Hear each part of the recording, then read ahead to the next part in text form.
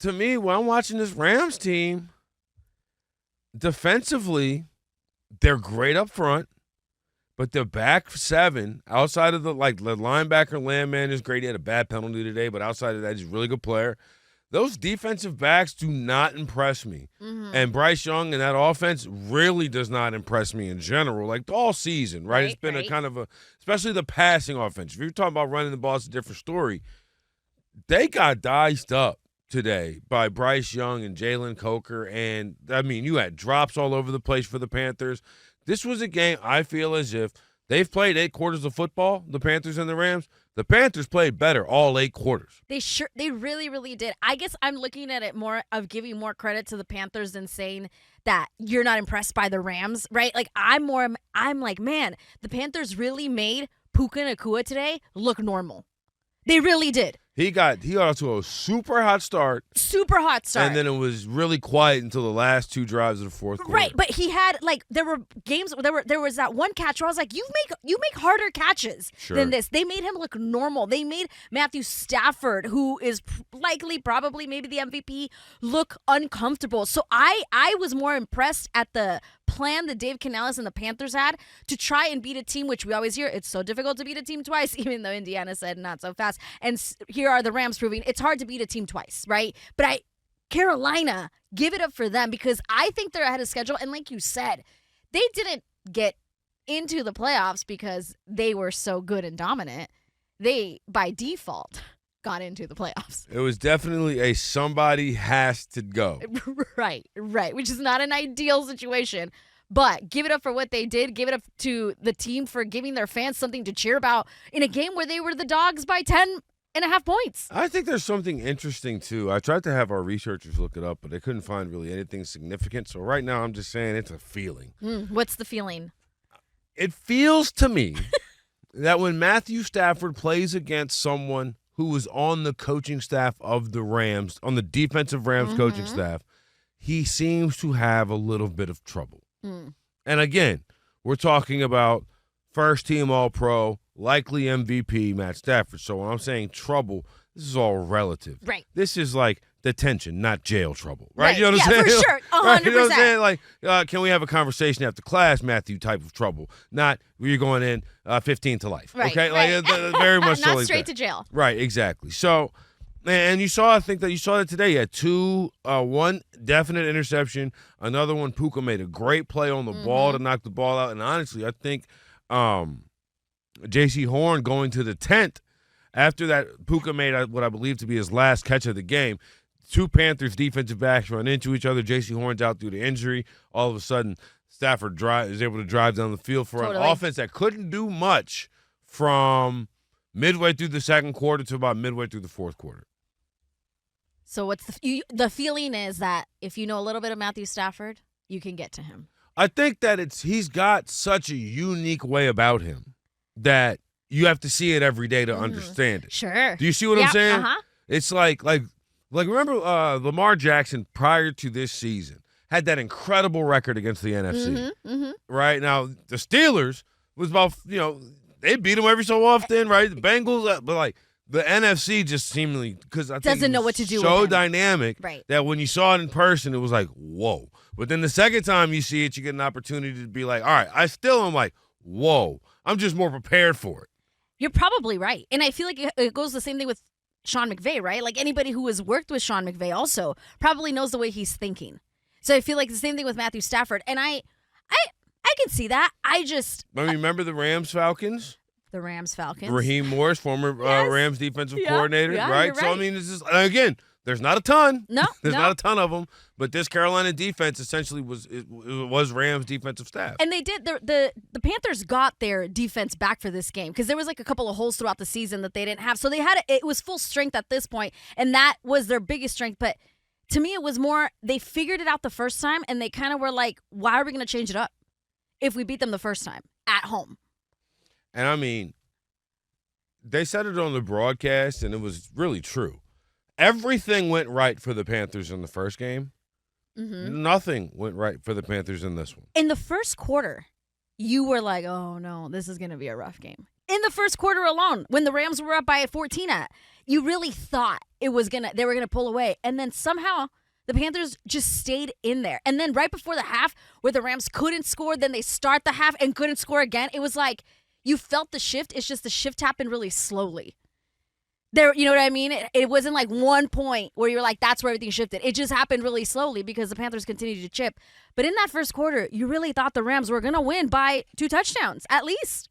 I mean, it did feel that way. That was the way it was trending. So now the Rams will advance to the next round of the postseason, where I believe they will play. Well, I guess we don't know who they'll play yet. That will be determined going forward as everything is still set up. The only 2 teams not playing this weekend, Broncos and the Seahawks. But let's take a second on the Bryce Young Panthers postmortem here, because Carolina has a decision to make. And I said that reportedly have already kind of made it, and it really would be for next year. Mm-hmm. The idea that Bryce Young now eligible for his rookie extension. Here's the thing. You tell a former number 1 overall pick who just won the division that he's not getting max money. Yep. And play like this on a game like today. Right? And I'm saying, but I personally, so I was talking to Bree, the editor who works here with us, right? And she was saying how we're both Saints fans. She said, I hate both of these teams. Mm-hmm, mm-hmm. And I said, well, sneakily, kind of want Carolina to win, because Carolina wins, they'll extend Bryce Young, which I think is a mistake. So I know you've thought that this whole time. So Bryce Young has not changed your mind, and I do agree with you that the performance that Bryce Young had today against the Rams has to complicate things for the Panthers, for Carolina. See, for me, it almost clarifies things, but tell me why you think it complicates. You didn't look at that game and thought that Bryce Young was the driving force as to why the Panthers were still in it. Mm-hmm. Why at the end they had a chance. He made the right throws. He got you in the end zone. Like, I thought he played really well. And if you were trying to figure out what to do moving forward with Bryce Young because of the point of his career, this performance probably complicated it for you. So for me, it actually almost a little altercation between the Bears starts. And the Packers. A little, pushing and shoving between why not exchanging pleasantries. But back to the Bryce Young point, for me, watching that game, you're absolutely right. I do think that he played a relatively good game. Like, I think he played well enough for the Panthers to win.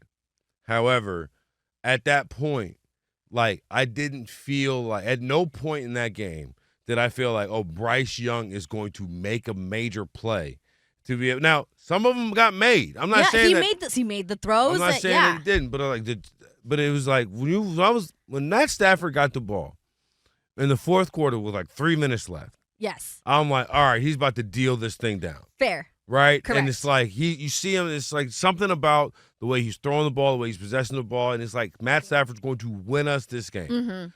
I see Bryce Young in that scenario, and I know that he's got a crazy stat of like 9 game-winning drives. Mm-hmm. It's because the team's always trailing. Right. But, you know what I'm saying? Yeah. Show me the double-digit wins that he's got, because the answer is they're not there. But it's just something like when we watch these two teams play, the Bears and the Packers, and honestly, you watch the rest of the playoff field right now, you look at I just feel like you're looking at Bryce Young. He doesn't fit in.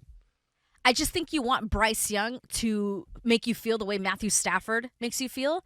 And he, of course, is not there yet. Yeah, but I also think you're a little bit of a hater. And I want him to make me feel like I don't know what Bryce Young can do to make you change your mind. Because I feel like you have already put him in a box. Grow. Well, guys, part of moving on. I thought you said girl for a second. You said grow. You said part of moving on from a quarterback is like you have to know what you're going to do to replace him. And Bryce Young at least showed us today that he's at least a viable option on a playoff team. But and I'm telling you this, you're right. On the 4th year of his rookie deal, you're absolutely right. Maybe even on the 5th year, they take the option. But Bryce Young making $60 million a year is not a viable option. No, for sure. I don't think he should be making that. I don't think he should be and I think, call me crazy, but I feel like he knows that. Yeah, I don't think he would be demanding like the next big quarterback contract. You have to clearly be worthy of that. You have to have a claim to be the top of your position. And not just that. Look at what Patrick Mahomes and like Tom Brady, they've never been the highest paid quarterback in their lives. Okay. So he knows that. But you know who has? Jared Goff, Tua Tagovailoa, Jordan Love. And none of these guys have ever sniffed number one. You're 100%. So by seeing all that, I call me crazy. I just think that he knows I'm not taking that. I want to be able to continue to play with players around me that are going to protect me and that are going to catch the ball. So we need to spread the wealth. Like Brock Purdy. Brock Purdy took a discount. Yeah, and I just call me crazy, but I feel like the difference between Brock Purdy and Bryce Young is 262 draft spots. Right? You could have picked anybody in college football, and they picked Bryce Young first.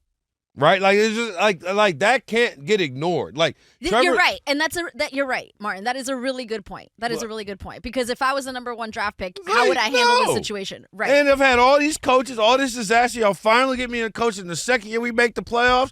Pay me what you owe. But at the same time, it doesn't have to be 60.